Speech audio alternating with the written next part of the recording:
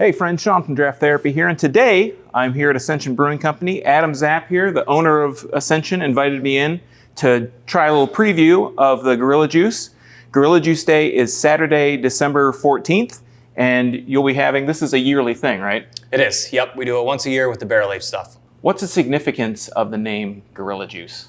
The significance of the name Gorilla Juice wasn't really anything serious. We had a beer that was originally called 800 Pound Gorilla. And this was a step up from that. It was a bit higher gravity, a thicker beer, and we just kind of came up with the name. It wasn't really a like super serious thing. Most things with beer typically aren't, but yeah, I noticed. Was it last year's had the Harambe was on there, was on the can, so it was a nice little kind of Easter egg you threw in there. Well, Gorilla Juice Day every year for us has been tied to a charity event. In the past, we've worked with Toys for Tots and the Detroit area craft beer enthusiast groups. That was really fun, and this year we are sponsoring a couple of families through Ascension Brewing that are in need of Christmas presents for their kids. So we are going to do a small fundraiser for that, but there'll also be like some different opportunities for people to give on that day. This is something you do every year, a barrel-aged stout, and this year there's different varieties. There's going to be different varieties for takeaway, for purchase, and there's going to be some on tap. What are the differences that'll be on tap and on actually, all four. There are 4 different variations that we're offering this year, and all of them will be on draft as well. There isn't anything that's going to be on draft that isn't also in a can as far as Gorilla Juice is concerned. Okay, so everything that'll be available in cans will be available on draft and vice versa. Yes. Okay, cool. Are there any plans for any firkins or any kind of odd one-offs here or there? I won't tell you. Make that a mystery. Yeah. So let's try out what the offerings will be for this Saturday. All right. Well, we'll start with this one here. We've had these sitting out here for a good 20 minutes or so, but this first one that we're going to try is Single Barrel Gorilla Juice Reserve. Mm-hmm. Single Barrel last year was literally one single barrel, and we put the best of the best in it. Gorilla Juice has always had whole vanilla bean and some sort of nice coffee that we felt was a good complement to it, cacao nibs. And then it's a double mashed stout that typically runs, if it's barrel aged, around 17% alcohol when its finishing gravity is done. Okay. So this version of it uses what we think is the highest quality and the best representation of that idea. So it's a little bit higher alcohol because it's boiled longer, and it's barreled exclusively in rye whiskey barrels. So when we're done with the barreling process, everything goes into the tank, and we use 100% imported, pure best of the best Jamaican Blue Mountain coffee from obviously Jamaica. Yep. And we used Mexican vanilla beans this year, which was a little different than what we did last year. So we think they kick up the spice a little bit along with the rye whiskey barrels, and the resulting product is just a really thick, high gravity, smooth stout that you can kind of get a little bit of everything from it. Yeah, it smells, you can really smell the sweetness really come through. The vanilla really comes through on this. I think that's always been the fun thing for us with Gorilla Juice is it's not you see it up on the taproom board, and it's pretty intimidating to see that high of a number, as far as like the alcohol content. And people need to know we're not serving you a pint of that. You're only getting 5 ounces in a pour. Yeah. So yeah, don't come in expecting you get a full pour of it. It's going to be 5 ounces, but they want you to get home. Yeah, we want you to get home safely and have a good time and try some really fun beer. This beer for us, though, is more of a testament, I think, to the hard work that our brewers have put in, and just the difficulty which small brewers like us have in creating a beer like this. It's a minimum 12-hour day commitment. It's double mashed. We lose a bunch of product in the process. Right. And then it's, on top of that, got to have the best of the best stuff when we're adjuncting it. So yeah, you can really taste the vanilla comes through really strong, and for the whole taste. And that whiskey, the rye whiskey, has a really nice kind of, like you said, a nice spicy kind of bite on the finish that just kind of rounds it all out. Yep. And I love the coffee notes on the back end too. Are just smooth. They don't add bitterness or like any kind of an astringency to the flavor. It's overall like just a really, really cohesive thing. Yeah, it's not. It doesn't come across as too earthy or too like like you said, too bitter. It's really subtle. It's really in there, but it's a good kind of flavor throughout. I just like that we talked about it just a second ago. The whiskey, just that.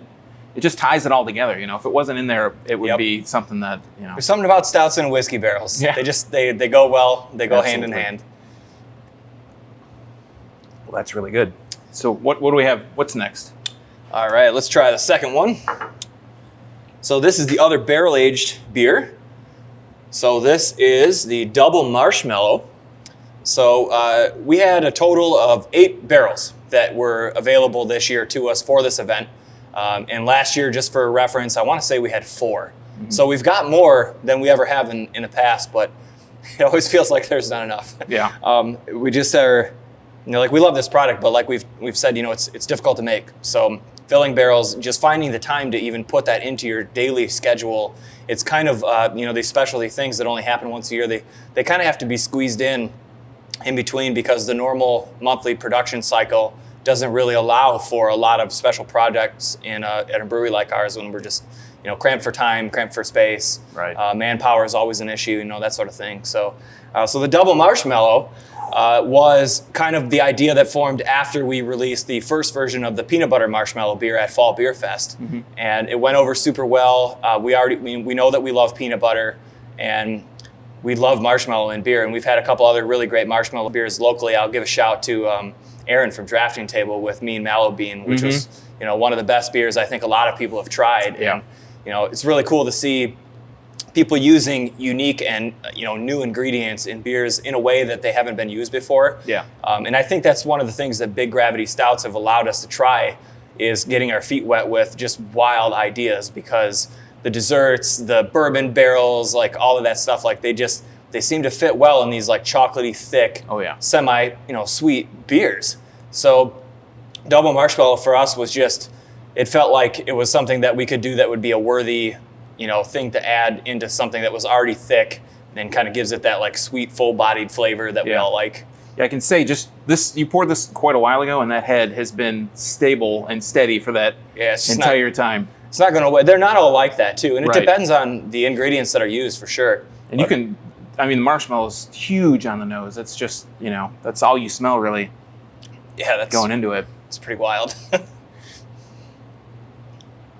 I like doing these tastings. This is fun. By the time I have 3 or 4 sips of each of these, I'm probably going to be feeling it a small amount too. Yeah, it's nice and thick. You get all that. It's almost like, it's double marshmallow, that's the name, but that mouthfeel is so thick that it almost feels like you're actually just chewing on a marshmallow. It's like it's really wild. Well, I think that idea is kind of like our MO, as far as a lot of, like, if we say that something has a fruit in it, or a marshmallow or peanut butter, you're going to taste that. Right. Nothing's more annoying than when you order something off of a draft list because of one of those keywords specifically, and then you don't pick that flavor up. Yeah, it's a bummer. That's a letdown, big time. Yeah. This is huge marshmallow. This is bourbon barrel? Yes, this is a combination of bourbon and rye. Okay. Yep. Yeah, I get a lot of the kind of biting kind of bourbon at the tail, but it ties it together. That's awesome. Super fun. I think it works well with the barrel. I've had stouts that are just all barrel, no flavor, when they say they've got something in them or whatever. And this is, I would say, like very balanced marshmallow to barrel, if not slightly in favor of marshmallow. Yeah, I would kind of lean that way too. It's probably a little bit more marshmallow, but the barrel and the tail end you don't get it at first, but it's like when you wait for it, that's when it really comes through. You're like, I'm getting plenty of it right now, Sean. This is definitely barrel aged for sure. Tasty. Yes, very good. Okay, so the next 2 are the non-barrel aged ones. The first non-barrel aged can is the peanut butter marshmallow, which was the Fall Beer Fest one that we talked about. That was the inspiration behind the Dub Marshmallow barrel aged variant. So this one has got, go figure, peanut butter and marshmallow in it. Oh, you smell that peanut butter too. Yeah, I get a lot more of the peanut butter on the nose. And I think peanut butter in just about anything, in any amount, almost becomes overpowering. But I still am able to pick up some of the marshmallow that's in this. And I think as they were pulling this, they're actually still recirculating it right now. So it's getting there, and I'm getting a little bit more of the marshmallow. For me, like when I taste something that says it has peanut butter in it, I almost generally don't get peanut butter. It's more like a dusty kind of peanut butter flavor. Right. This is like you get the saltiness, you get the peanut butter, the peanut kind of flavor, and like you said, some of that marshmallow kind of pokes through there. So yep. we think the marshmallow gives, aside from the obvious like sweetness of it too, it gives a little bit more body. So this will be the second release of peanut butter marshmallow that we've had non-barrel aged. We did it in cans about a month and a half ago, actually. Yeah. Just making this beer, even if we only have to, have the time to make the non-barrel aged version, was something that people were begging us to do like all last year. And we have this fun event, and it's once a year on a Saturday, but that everybody's always asking, like, when are you bringing that back? When are you bringing that back? I'm like, okay, maybe we need to think about trying to do this like non-barrel aged on a little bit more regular basis. So we've made a lot of improvements in the last year. We've definitely had a lot of problems that have come with those improvements, but the new capacity has been really just like the biggest thing, being able to make more of what people are asking us to do. And it's the beer that we like making, even though it's a pain in the butt. It's a labor of love. Exactly. Yeah. What's the ABV on this one? ABV on these guys, the non-barrel aged ones are about 16 and a half. Okay. So I was going to say 16.4. You really get that. I mean, it's it's non-carb, so when it's carb, you probably pick up on a little bit less, but you get that it's a nice boozy character at the end, and it's not like a burny kind of. It's always fun to me because people review this beer a lot, like in groups and on Untapped and just talking with us here in the bar, but they talk a lot about how well they feel like the ABV is hidden in the Gorilla Juice brand as a whole. And I think that's like the strength of the flavor that's in it is definitely something that contributes to that. Yeah, I would say that the first, again, this not being carb, not being the final finished version, that's probably where I'm picking up on it more. But once, the first two, it was like smooth as silk. You can't pick up on. No, none of that. Scary. None of that at all. Yeah, very scary. All right, so this one, this is a brand new one for us. So it's called Cookies Are Better Gorilla Juice. So there is Oreo cookies, toasted coconut, vanilla bean, and a touch of marshmallow also in this one. So big cookie flavor. I think people are going to be pretty surprised. Big cookie particles in there. Yeah, we got lots of floaties in the tank sample. Yeah, I know last year you did. It was a JoJo's Firkin. Yeah, that when I asked you about the Firkin, that's why I was asking, because that was awesome. It was unbelievable. Good grief, this is crazy. So we wanted the. What do you think? Do you like it? No, it's cool. No, it's we awesome. Wanted everybody can get like cookie flavor in there too, but I feel like what everybody always misses on is the filling. Like there's it's easy to get cookie, but you like getting like a thick, creamy, make you feel like you just took a bite out of an Oreo type of cookie. Yeah. Yeah, it's like when the first taste that I got almost had this I don't know where it comes from, but it almost had this cinnamon kind of character to it, like a spicy character. And then, as you say, like biting an Oreo, it's totally thick, totally nice, smooth mouthfeel, just really, wow, this is really good. Yeah, it's super fun. A new one for us. So we're familiar with adding coconut to beer because we've made beers like 15 Mile and 30 Mile quite a few times. So we use our kitchen back here. We get the coconut in, put it up on sheet pans, and we toast it in our ovens, and then it's basically just going into a big cheesecloth and getting dunked in the beer. I mean, it's as real as it gets, which does suck a little bit because like that stuff when it absorbs liquid, we do lose quite a bit of product in that with the amount that you have to put in. But that combined with the cookies and obviously the vanilla bean too, kind of rounded out that creamy body to it. But yeah, this is. I mean, I'm obviously still drinking. This is amazing. This is really good. Definitely worth the wait. It seems like whenever you come to one of these, there's one that's like the outlier that isn't, nobody knows about it. Yeah. No one's tried it. And then you try it and you're like, oh, gee, this is the one I showed up for, Right. That's like the fun thing about doing stouts like this for us is we just have. We could keep doing this forever. Yeah, like there's so many endless possibilities to what we could try together. Yeah, and sometimes it's not even. It doesn't come out with like the flavor that you think you wanted. We've tried a couple versions of this stuff that we didn't like, and we chose not to do them, and we lost product because of that. Yeah, but you have an idea. If it doesn't work out, don't serve it. All right, Adam. So tell us. This is December 14th. When does it start? When does it end? Mug Club release is at 11 a.m. There will probably be a decent crowd. We're going to have a tent this year, which is something that we haven't done before for this event. and was one of the biggest complaints that we got last year was the line took forever. We were only using one computer to help people get through that and whatever, and that wasn't enough. So we fixed that. We're making some improvements to our Wi-Fi so that we can do our release out in our tent and have it go better than it did at our anniversary party where it was like the Wi-Fi was dropping. But so there's going to be pours inside and outside. Yeah, we're going to have two things going. So inside the tap room here, if you manage to get a seat in here, we're going to have our full menu, which is brand new because we gutted our kitchen this year and upgraded everything in it. So our menu now is actually, if you've been here before, our menu is now on 3 pages, and it's all of 3 pages. And it used to be just the front and back of a legal sized paper.